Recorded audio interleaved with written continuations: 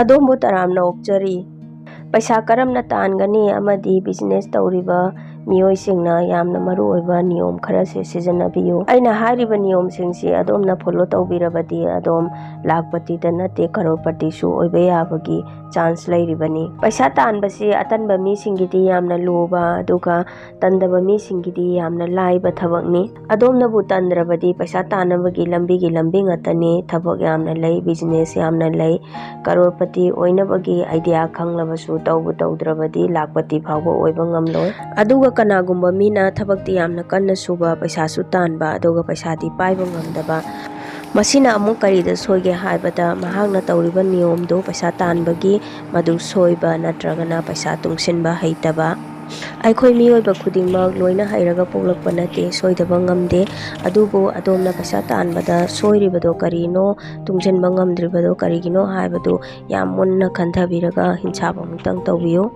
ꯄꯩꯁꯥ ꯇꯥꯟꯕꯒꯤ ꯅꯤꯌꯣꯝꯗꯤ ꯌꯥꯝꯅ ꯂꯩꯈ꯭ꯔꯦꯀꯣ꯫ ꯑꯩꯅ ꯍꯥꯏꯖꯔꯤꯕꯁꯦ ꯑꯩꯈꯣꯏꯒꯤ ꯄꯩꯁా ꯄꯥꯏꯔꯕ ꯕꯤꯖꯤꯅꯦꯁ ꯌꯥꯝꯅ ꯆꯥꯎꯅ ꯇꯧꯔꯒ ꯂꯩꯔꯤꯕꯁꯤꯡꯅ ꯇꯣꯉꯥꯟꯕ ꯑꯃ ꯑꯣꯏꯈ꯭ꯔꯦꯀꯣ꯫ ꯑꯩꯈꯣꯏ ꯃꯤꯗꯜ ꯐꯦꯃꯤꯂꯤꯗ ꯂꯩꯔꯤꯕ ꯄꯩꯁꯥꯗꯤ ꯇꯥꯟꯖꯅꯤꯡꯕ ꯊꯕꯛ ꯃꯆꯥꯁꯨ ꯑꯗꯨꯝ ꯇꯧꯖꯕꯀꯣ, ꯑꯗꯨꯝꯕꯗꯨꯅ ꯍꯦꯟꯅ ꯃꯦꯟ ꯑꯣꯏꯔꯒ ꯑꯩꯅ ꯋꯥꯐꯝꯁꯦ ꯊꯝꯖꯔꯤ꯫ ꯄꯩꯁꯥ ꯇꯥꯟꯕꯒꯤ ꯊꯕꯛꯁꯤꯗꯤ ꯑꯣꯟꯊꯣꯛꯅ ꯌꯥꯝꯈ꯭ꯔꯦ꯫ ꯕꯤꯖꯤꯅꯦꯁ ꯇꯧꯕꯤꯔꯝꯕ ꯌꯥꯏ, ꯉꯥꯅꯨ ꯌꯦꯟ ꯂꯣꯏꯕꯤꯔꯝꯕ ꯌꯥꯏ, ꯑꯦꯅꯤ ꯑꯗꯣꯝꯅ ꯑꯄꯥꯝꯕ ꯊꯕꯛ ꯇꯧꯕꯤꯔꯝꯕ ꯌꯥꯏ꯫ ꯑꯃꯕꯨ ꯑꯣꯏꯒꯦꯔꯥ ꯄꯩꯁꯥ ꯊꯣꯛꯄ ꯊꯕꯛ ꯍꯥꯏꯕꯁꯤ ꯌꯥꯝꯅ ꯃꯔꯨꯑꯣꯏꯅ ꯅꯨꯄꯥꯁꯤꯡꯒꯤ꯫ ꯑꯗꯣꯝꯅ ꯄꯩꯁꯥ ꯇꯥꯟꯕꯒꯤ ꯊꯕꯛꯁꯤꯗ ꯌꯥꯝꯅ ꯃꯥꯏ ꯄꯥꯛꯄ ꯁꯦꯟꯖꯥꯎ ꯄꯥꯏꯕ ꯑꯃ ꯑꯣꯏꯕꯤꯒꯦ ꯍꯥꯏꯕ ꯇꯥꯔꯒꯗꯤ ꯌꯥꯝꯅ ꯆꯦꯛꯁꯤꯟꯕꯤꯌꯨ꯫ ꯃꯁꯤꯒꯤꯗꯃꯛꯇ ꯑꯩ ꯋꯥꯐꯝ ꯈꯔ ꯊꯝꯖꯒꯦ꯫ ꯑꯗꯣꯝꯅ ꯇꯧꯕꯤꯔꯤꯕ ꯊꯕꯛ ꯑꯃꯗꯤ ꯕꯤꯖꯤꯅꯦꯁ ꯑꯗꯨ ꯌꯥꯝ ꯆꯦꯛꯁꯤꯟꯅ ꯇꯧꯕꯤꯌꯨ ꯑꯃꯗꯤ ꯊꯋꯥꯏ ꯌꯥꯎꯅ ꯇꯧꯕꯤꯌꯨ꯫ ꯑꯌꯨꯛ ꯉꯟꯅ ꯍꯧꯒꯠꯄꯤꯌꯨ ꯑꯃꯗꯤ ꯅꯣꯡꯃꯒꯤ ꯃꯇꯝꯗ ꯌꯥꯝ ꯁꯥꯡꯅ ꯂꯧꯅꯕ ꯍꯣꯠꯅꯕꯤꯌꯨ꯫ ꯊꯕꯛ ꯌꯥꯝꯅ ꯇꯧꯍꯧꯅꯕ ꯍꯣꯠꯅꯕꯤꯌꯨ꯫ ꯋꯥꯈꯜ ꯁꯥꯟꯇꯤ ꯑꯣꯏꯅ ꯇꯧꯕꯤꯌꯨ꯫ ꯋꯥꯔꯕꯁꯨ ꯉꯥꯏꯍꯥꯛ ꯄꯣꯊꯥꯕꯤꯌꯨ꯫ ꯉꯥꯏꯍꯥꯛ ꯃꯣꯠꯂꯨꯔꯕꯁꯨ ꯏꯁꯥ ꯅꯥꯟꯅ ꯂꯩꯕꯤꯌꯨ꯫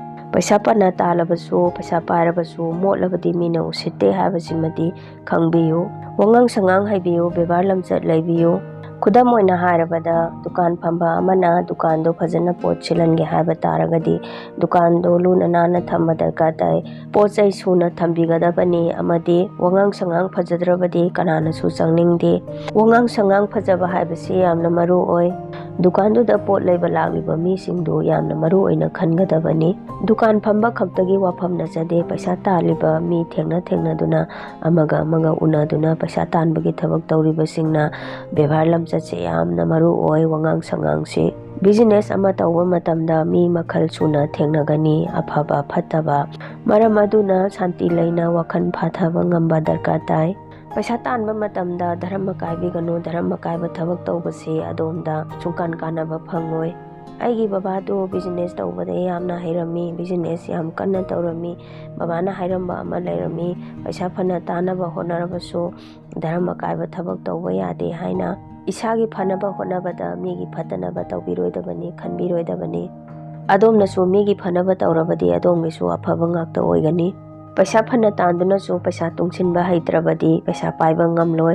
मरम अदुना आइना हाना ममांगा थागतजखिबा पैसा कमाइना SIJInnagani हाइबा भिडियो अदु येंगलगा फॉलो तौबियो। अदोमगी पैसा तानबगी लंबीदा मतेंग तौबिरिबा थबकता याउबिरिबा मियोय खुदिंगमकपो फजना लोइनाबियो, मखोइबु सावनबिगनु। फत्तबा असोइबा तौबदुदी सोइरे लाले हाइबगी थौनासु लैबियो। अदोमना तौबिगदुरिबा पैसा तानबगी थबकतुगी मरमदा याम फजना खंग हैबा दरकार ताय। खंगद्रबसु हैत्रबसु अखंगबा अमदा हंगबादा इकाइबा लैबिगनु, कीबा लैबिगनु। खंगद्रे हैत्रे हाइना लैथोकबिगनु।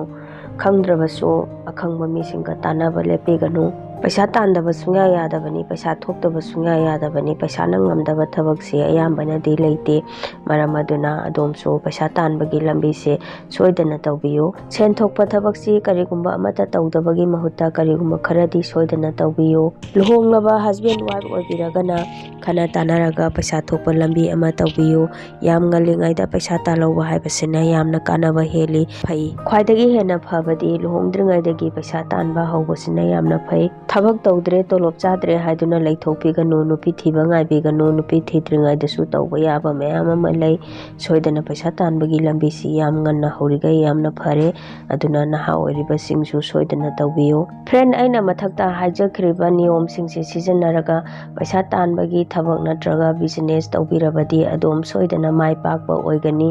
अरोइबदा मरु ओइबा अमना Peisa phana talabasu peisa sijinnaba tungsinba haitrabadi peisa paiba ngamoi amadi nisa phasa chaduna matam manghanduna laithoklabadi karisu kanaroi. Adomna taliba peisa asi kadaida invest tawgani khangbininglabadi aina hana thagajagiba peisa kadaida invest tawgani haiba video asi yengbiyu aduga follow tawraga peisa save tawbiyu invest tawbiyu hena nungaiba peisa paiba haibadu oinabagidamakta adomna aigi video asi kitang phai kanai khanbiragadi share tawbiyu comment like soidana tawbirau subscribe tawdribo orgadi subscribe tawbiyu mathang aigi video thagalakpada yengba phangnabagidamakta bell icon du su nambiramu. Thank you.